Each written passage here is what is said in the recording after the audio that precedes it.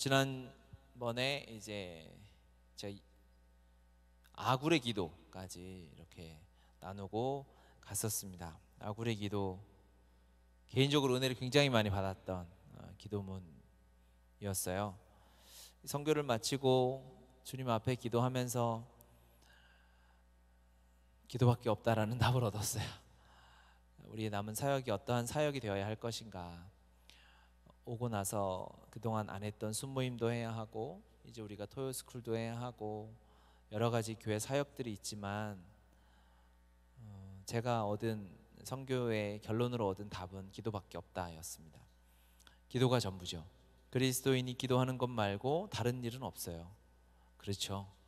우리가 기도하면 주님이 일하신다 하셨고, 제가 이번에 가서도 우리는 이란 말을 못 하잖아요. 인사말하고, 인사말, 물론 성사님이 간단한 대화법을 이렇게 녹음해서 보내주셨어요. 한 달 전에 받고 이제 지체들 팀원들 다 나누고 들었지만 어느 누구도 그걸 쓰지 않았어요. 오히려 이제 첫 소개할 때 한 자매님이, 저기 앉아 계신 저 자매님이 이제 이란어로 자기소개를 했어요. 그래서 박수 받았어요. 그 정도로 우리가 공부를 안 해갔다. 그렇게 말을 못하니까 전도하러 다녔을 때 옆에서 기도밖에 할 게 없는 거예요. 그런데 주님이 계속해서 말씀하시는 거예요. 앞에서 전하는 자보다 기도하는 네가 더 중요하다. 저 사람이 주인이 아니라, 저 사람이 메인이 아니라 기도하는 너희가 메인이다라는 마음을 주시더라고요. 그러고 보니 실제로 그래요. 그렇죠? 기도가 전부죠. 앞에서 사람이 100마디를 한다 한들 주님이 기도를 통해서 그 사람의 마음을 바꿔놓으시지 않는다면 어느 일, 어떤 일도 일어날 수 없습니다. 아무리 사람의 열정이 대단하다 해도. 그렇죠? 기도가 전부고 기도가 결론이고, 우리가 복음순장학교를 이렇게 하고 있는데 예전부터 하나님이 부담 주시는 것이 있었어요. 교회 그리스도인이 살아가는데 두 기둥이 말씀과 기도잖아요. 다른 말로 복음과 기도 아니겠습니까? 복음순장학교를 그렇게 섬겨서 세워가면 우리가 기도순장학교도 해야 되겠다라는 마음을 주셔서 준비를 조금씩 하고 있었는데, 결론이 기도로 나는 그러한 순장들을 세워가야 한다라는 마음을 되게 많이 주셨고, 준비를 해서 정말 이때, 이 마지막 때에 기도 말고는 없다라는 생각이 들었어요. 이사야, 이거 유명한 말씀이지. 이사야의 소명에 관한 글인데, 기도는 하나님과 대화하는 것 아니겠습니까? 그래서 이사야는 하나님과 대화하죠. 여기서, 그렇죠? 5절에 보면, 그때 내가 말하되 화로다 나여 망하게 되었도다. 나는 입술이 부정한 사람이요, 나는 입술이 부정한 백성 중에 거주하면서 만군의 여호와이신 왕을 배웠음이로다 하였더라. 아멘. 아멘. 이사야가 하나님의 임재를 맛봅니다. 그렇죠? 하나님 그분이 진리이십니다. 하나님 그분 자체가 진리이고, 그분이 법이고 율법이고, 그분이 살아계신 정의와 공의이십니다. 하나님의 임재가 임했어요. 진리가 선포되었어요. 진리가 선포되면 인간들이 하는 반응은 당연하게 이러한 반응이에요. 아, 나는 망했다. 내가 죽게 되었구나. 죄인들의 반응. 진리가 선포되어지면 반드시 이런 반응이 일어날 수밖에 없어요. 그렇죠? 교회는 하나님의 말씀 진리를 선포하는 곳 아니겠습니까? 설교를 듣고 나왔는데, 내가 어디서 하나님의 말씀을 들었는데 내 안에 이 존재적으로 죄인으로 태어난 이 실상이 건드려지지 않는다면 그 설교는 문제가 있는 설교예요. 마음을 평안히 얻으세요. 잘할 수 있습니다. 긍정적인 생각을 하세요. 할 수 있습니다. 노력해 보세요. 관리를 잘 해보시고 더 노력하시고 잠을 줄이면 성공할 수 있습니다. 이러한 말들은 진리 선포가 아니에요. 그거는 설득이고 좋은 강연이 될 수는 있겠지만, 하나님의 말씀, 진리, 그분이 계시된다는 것은 인간으로서는 망하게 되는 절망, 죽음을 선고하는 것이죠. 모든 예배에는 반드시 이 요소가 들어가게 되어져 있어요. 하나님이 임재하신다면. 물론 우리가 예수와 함께 죽고 예수와 함께 살았죠. 그렇죠? 그런데 우리는 죄인으로 태어나서 주님 만나기 이전에 옛 자아, 이 죽은 자아와 여전히 우리가 감각적으로 느끼며 살아가고 있어요. 그렇기 때문에 진리가 선포되어질 때마다, 하나님의 임재가 있을 때마다 우리는 그걸 느낄 수밖에 없어요. 그것이 나의 연약함이나 나의 잘못됨이 아니라 너무 당연한 반응이에요. 그렇죠. 그게 없는 게 문제다.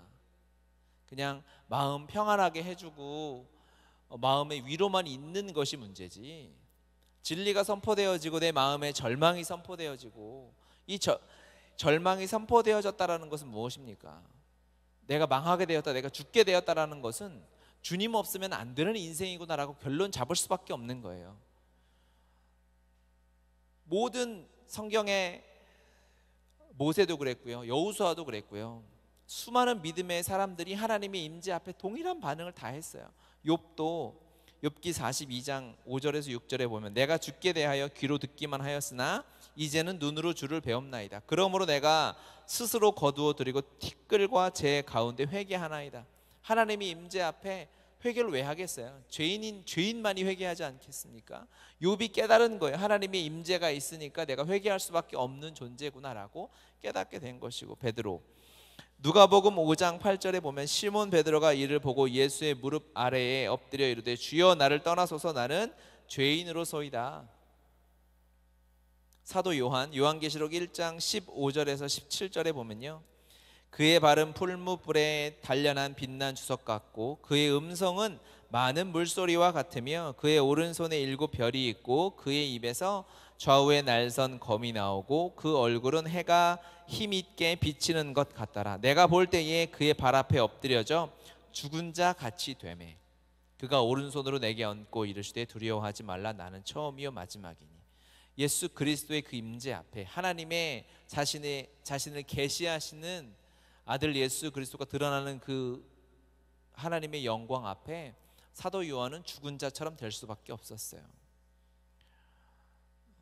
진리 선포에는 반드시 나의, 아까 우리 간증해 주신 것처럼 내가 죽을 수밖에 없었던 이 죄인임이 드러날 수밖에 없어요.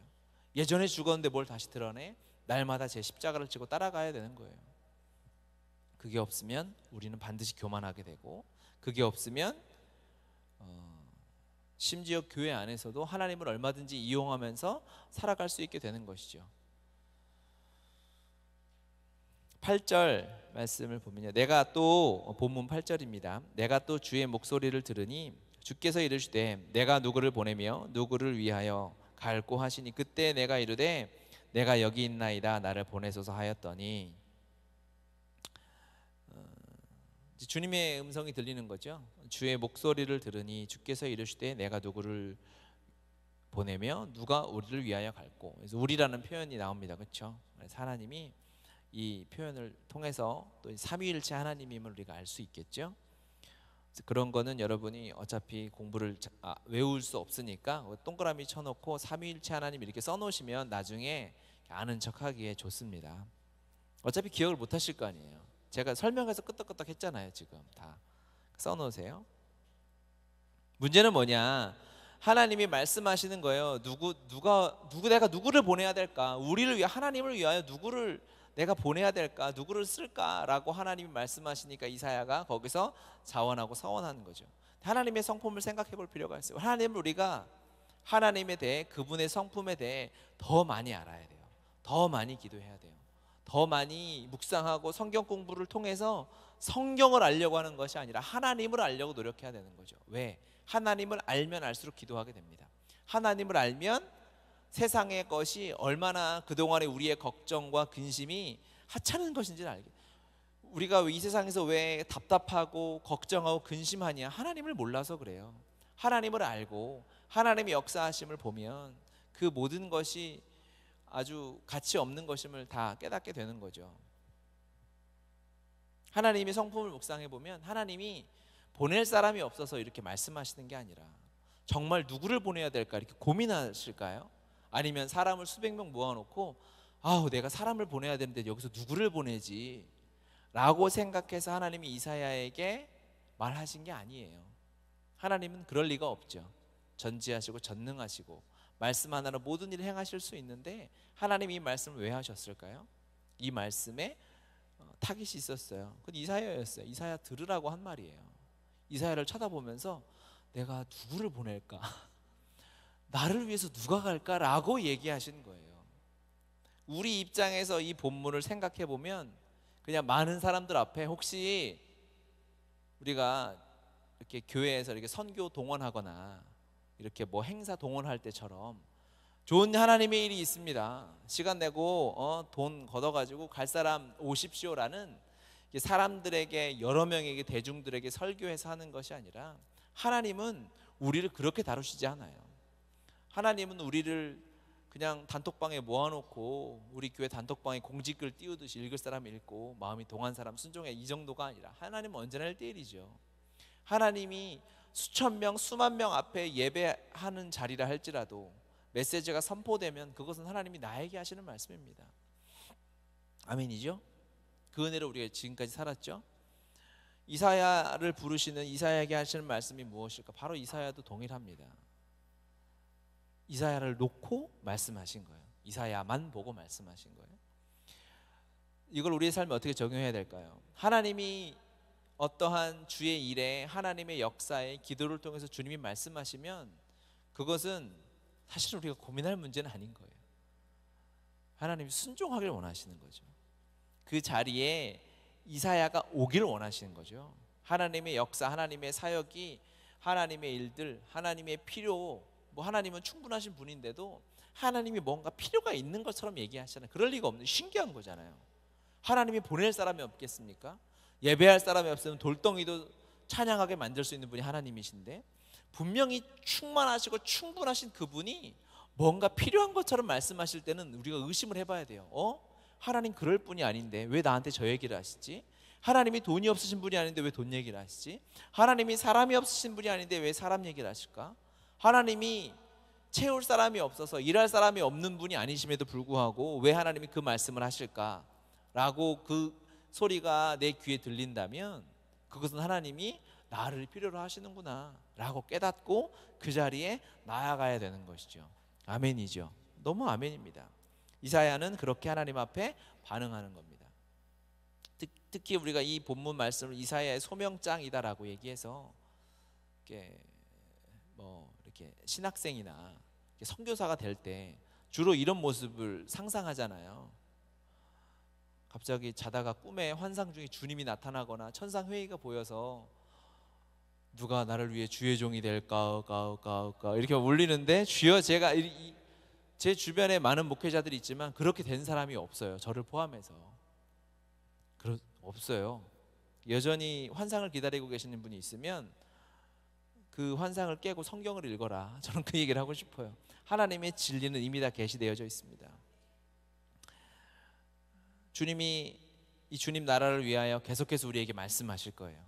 우리의 기도를 필요로 하실 것이고, 필요가 필요하신 분이 아님에도 불구하고 주님이 우리를 초청하거나 우리의 이 작은 헌신을 요구하신다면, 우리의 작은 무릎을 요구하신다면 여러분 기꺼이 이사야처럼 반응하시기 바랍니다. 아멘. 아멘. 그렇게 주님 앞에 쓰임 받을 때 그것이 하나님의 영광을 누리는 길인 줄 믿습니다.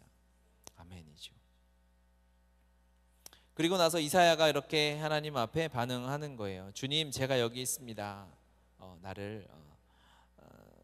그때 내가 이르되 내가 여기 있나이다, 나를 보내소서 하였더니 여호와께서 이르시되 가서 이 백성에게 이르기를 하고, 주님이 바로 그 순종을 받아주시고 하나님의 일을 행하시는 통로가 되는 것이죠. 하나님 앞에 순종하고 하나님 앞에 아멘하면 주님은 어떠한 방법으로든 사람을 쓰시는 거예요. 이사야가 대단한 사람이었을까요? 어떤 것 같으세요? 그래도 우리 주제에 이렇게 막 무시할 분은 아닌 것 같긴 한데, 하나님 수준으로 보면 하나님이 일하시는데 이사야면 크게 쓰시고 예레미야는 크게 쓰시고 우리는 작게 쓰실까? 그 자체가 인간적인 수준에서 바라보는 것이죠. 하나님이 일하시면 제한이 없어요. 하나님은 어떠한 모습으로 어떻게 무엇을 통해서 일하실지 알 수가 없는 거예요. 하나님이 일하심을 깨닫는 것은 정말 놀라운 거죠. 그렇죠? 오늘 간증해 주셨지만 가서 어린 아이들을 통해서 주님이 하시는 말씀들이 있는 거예요. 나보다 믿음이 연약하고 실제로 나이가 작고 힘이 없고 연약하면 우리가 섬겨야 되고 그냥 도와줘야 되고 내가 헌신해야 될 것 같죠? 그렇지 않아요. 그 나보다 믿음이 연약한 지체를 통해서 내가 성장하는 것들이 굉장히 많아요. 그러니까 우리가 가르치면서 배우잖아요. 우리가 지금 이부 순서도 이렇게 하고 있지만 제일 많이 배우는 사람이 누구예요? 2부 순서 준비하는 조장들이죠. 그러니까 조장을 시켜달라고 자원을 해야 돼요. 제가 그 음성을 지난번에 드렸어요. 그런데 아무도 자원하고 나오지 않았어요. 이사야서를 제가 예전에 저기다가 조별 이렇게 해놓고 조장을 하고 싶으면 사무실로 문의해달라고 제가 써놨거든요. 그게 이거예요. 누가 우리를 위하여 조장을 할꼬 이렇게 했는데 아무도 아멘 하지 않았다. 하지만 억지로 시켰지만 그 조장들이 제일 은혜를 많이 받는 거죠. 한 번을 봐도 성경의 구조를 한 번 더 보게 되고.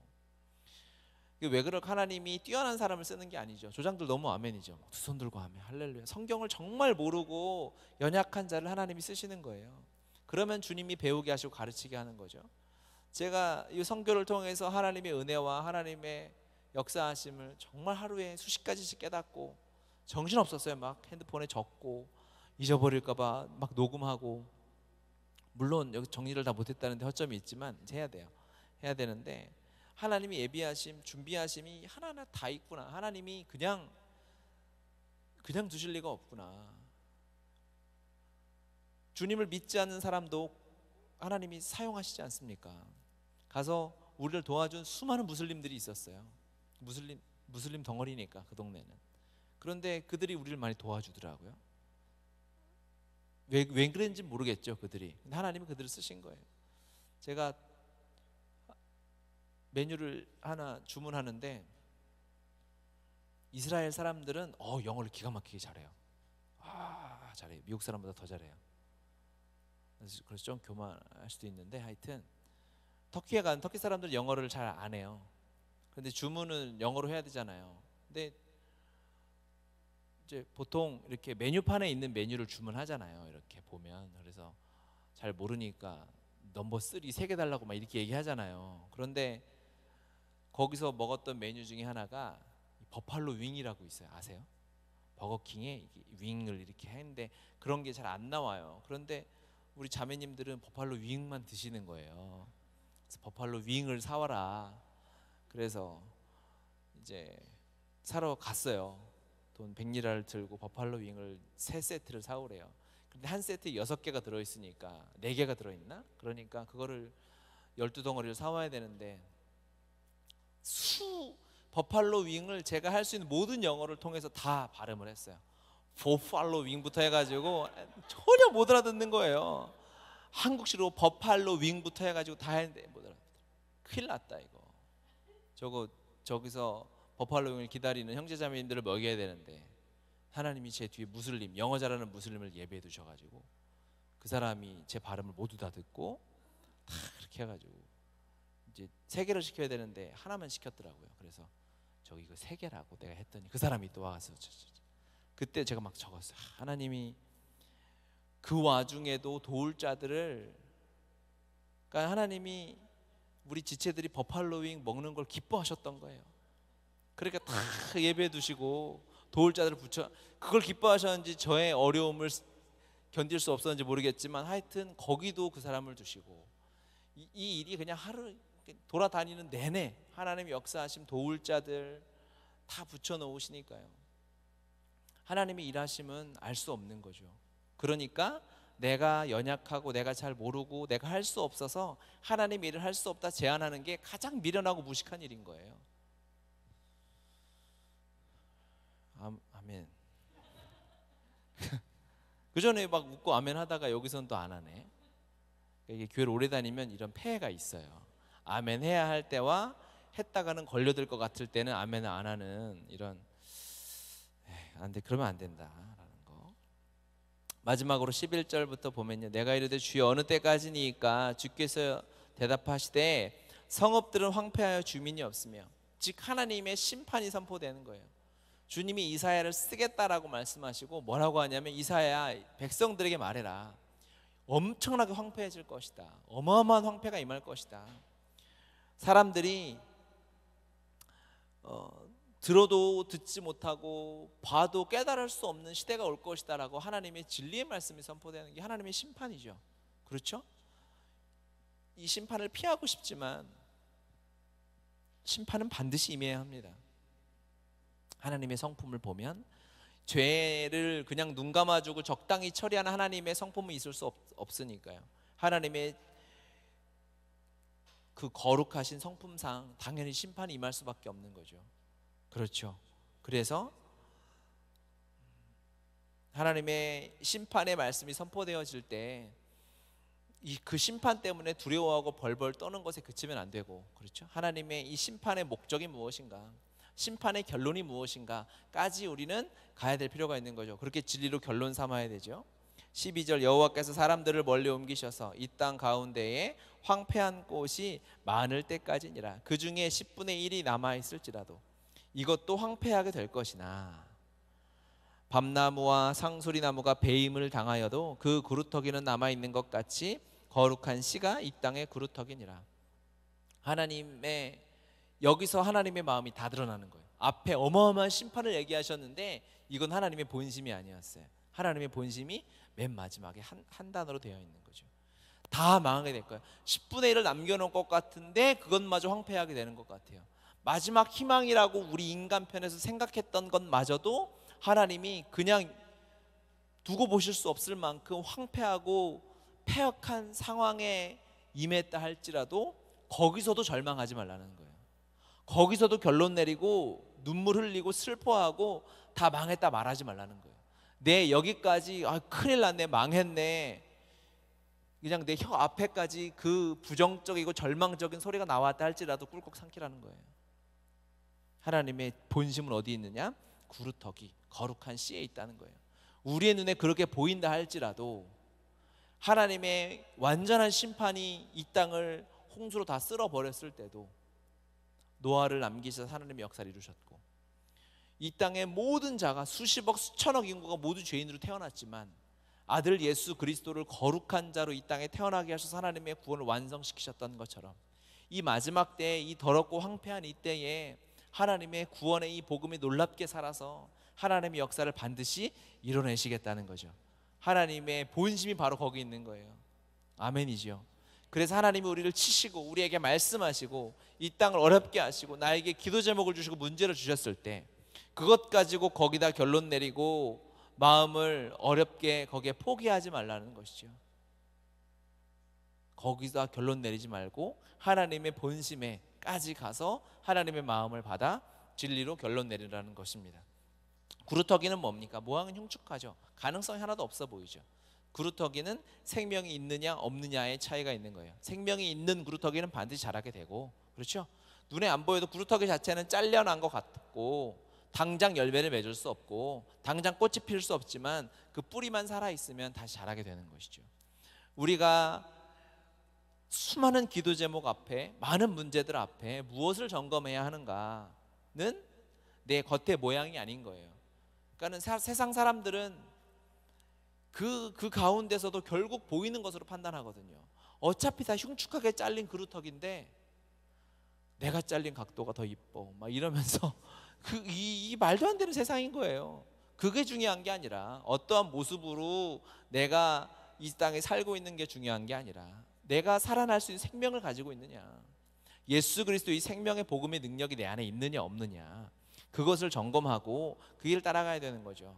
그것만 있으면 아무리 세상적으로 망하게 되었다 할지라도 하나님의 역사는, 하나님의 꽃은 반드시 피게 되는 것이고, 그게 아니고 아무리 화려하게 보일다 할지라도 아무리 아름답게 잘린 구루터기고 심지어 구루터기도 아니고 나무를 할지라도 뿌리가 말라 있으면 그것은 곧 죽게 되는 것입니다.